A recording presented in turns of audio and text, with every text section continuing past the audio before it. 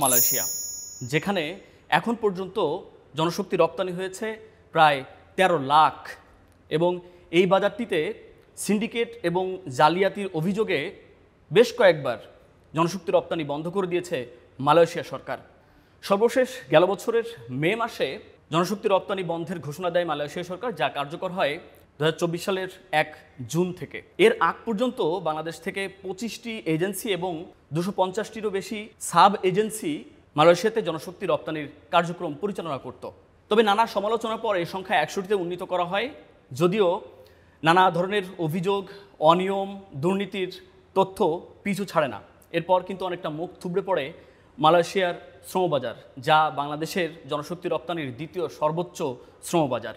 গেল বছরের আগস্টে হাসিনা সরকারের পতনের পর অন্তর্বর্তী সরকার এই দ্বিতীয় বৃহত্তম যে শ্রমবাজার রয়েছে বাংলাদেশের মালয়েশিয়া, সেটিকে কার্যকর করার জন্য আলোচনা শুরু করে এবং সেই আলোচনার পরিপ্রেক্ষিতে কিছু সুফলও পেতে শুরু করেছে বাংলাদেশ সরকার। তারই অংশ হিসেবে মালয়েশিয়া সরকার বাংলাদেশের রিক্রুটিং এজেন্সি নিয়োগের ক্ষেত্রে কিছু মানদণ্ড নির্ধারণ করে দিয়েছে, যা বুধবার বাংলাদেশ বৈদেশিক কর্মসংস্থান মন্ত্রণালয় জানিয়েছে এবং সেখানে 10টি মানদণ্ড নির্ধারণ করে দেওয়া হয়েছে।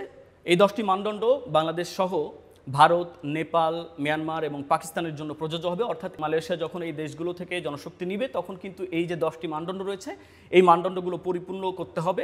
এছাড়া তারা কিন্তু জনশক্তি নেবেন না। তার মধ্যে রয়েছে রিক্রুটিং এজেন্সিগুলোকে কমপক্ষে 5 বছরের অভিজ্ঞতা থাকা লাগবে। অর্থাৎ এই যে অন্তর্বর্তী সরকারের আমলে যেসব রিক্রুটিং এজেন্সিগুলো লাইসেন্স নিয়েছেন, তারা কিন্তু এখন আর জনশক্তি রপ্তানি করতে পারবেন না। অর্থাৎ তাদের 5 বছরের অভিজ্ঞতা না হলে তারা মালয়েশিয়াতে জনশক্তি রপ্তানি করতে পারবেন না। এছাড়া রয়েছে বিগত 5 বছরে অন্তত 3000 কর্মী বিদেশে পাঠানোর প্রমাণ লাগবে। অর্থাৎ কোনো রিক্রুটিং এজেন্সিকে 5 বছর অন্তত 3000 কর্মী পাঠিয়েছে এমন প্রমাণ থাকা লাগবে। এছাড়া কমপক্ষে 3টি ভিন্ন দেশে কর্মী প্রেরণের অভিজ্ঞতা থাকতে হবে। বাংলাদেশের সংশ্লিষ্ট সব কর্তৃপক্ষের কাছ থেকে বৈধ লাইসেন্স থাকতে হবে সার্টিফিকেট অফ গুড কন্ডাক্ট, অর্থাৎ সৎ কার্যক্রমের সনদ থাকতে হবে। মানব পাচার, জবরদস্তিমূলক শ্রম আইন লঙ্ঘন, জোরপূর্বক অর্থ আদায়, অর্থ পাচার বা অন্য কোনো আর্থিক অপরাধ এবং অনৈতিক অভিবাসন কর্মকাণ্ডে জড়িত থাকার রেকর্ড থাকা যাবে না। নিজস্ব প্রশিক্ষণ ও মূল্যায়ন কেন্দ্র থাকতে হবে, যেখানে আবাসন ও ট্রেনিং সুবিধা থাকবে। রিক্রুটিং এজেন্সির অবশ্যই কমপক্ষে 3 বছর যাবৎ পরিচালিত অন্তত 10,000 বর্গফুটের স্থায়ী অফিস থাকতে হবে। এজেন্সির অনুকূলে 5টি আন্তর্জাতিক নিয়োগকর্তার প্রশংসাপত্র থাকতে হবে। পূর্বে মালয়েশিয়া সহ বিভিন্ন দেশে কর্মী প্রেরণের ক্ষেত্রে সে দেশের নিয়োগ প্রক্রিয়ার শর্তগুলো আইনসম্মত ও সঠিকভাবে অনুসরণ করার প্রমাণ থাকতে হবে। অর্থাৎ মালয়েশিয়া সহ যে বিভিন্ন দেশে কর্মী প্রেরণ করা হয়েছে, সেসব দেশের যে নিয়োগ প্রক্রিয়া রয়েছে, শর্তগুলো সঠিকভাবে পরিপালন করা হয়েছে কিনা সেইগুলোর প্রমাণপত্র থাকা লাগবে। সরকার বলছে এসব মানদণ্ডে যেসব রিক্রুটিং এজেন্সিগুলো উত্তীর্ণ হয়েছে, সেসব রিক্রুটিং এজেন্সিগুলোর নামের তালিকা মালয়েশিয়ান সরকারের কাছে পাঠানো হবে। তাই তাদের বৈধ কাগজপত্র এবং এই যে মানদণ্ডে উত্তীর্ণ হওয়ার যেসব কাগজপত্র রয়েছে, এইসব কাগজপত্র সহ আগামী 7 নভেম্বরের মধ্যে বৈদেশিক কর্মসংস্থান মন্ত্রণালয়ের কাছে আবেদন করতে হবে। এরপর সেই তালিকা মালয়েশিয়ান সরকারের কাছে পাঠাবে বর্তমান সরকার। আমরা যদি একটু পিছনের দিকে তাকাই, তাহলে দেখব যে মালয়েশিয়ার সাথে বাংলাদেশের যে প্রথম জনশক্তি রপ্তানি চুক্তি হয়েছিল 1992 সালে, যা কয়েক বছর চালু ছিল। এরপরে কিন্তু বিভিন্ন ধরনের অভিযোগের প্রেক্ষিতে তা আবারও বন্ধ করে দেয়। এরপর 2006 সালে পুনরায় কর্মী প্রেরণ শুরু করে বাংলাদেশ সরকার। যদিও অবৈধ অভিবাসী বা অবৈধ বাংলাদেশি ধরা পড়ার পর মালয়েশিয়া সরকার বাংলাদেশের শ্রমবাজার সেদেশে নিষিদ্ধ করে দেয়। এটি দীর্ঘদিনভাবে চলছিল।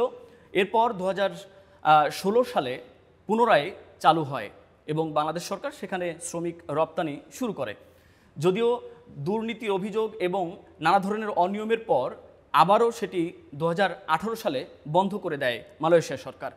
2021 সালে নতুন সমঝোতা চুক্তির পর মালয়েশিয়ার বাজার খুলতে সময় লেগেছিল আরও 3 বছর। অর্থাৎ 2022 সালের আগস্টে নতুন করে কর্মী প্রেরণ শুরু করে বাংলাদেশ সরকার।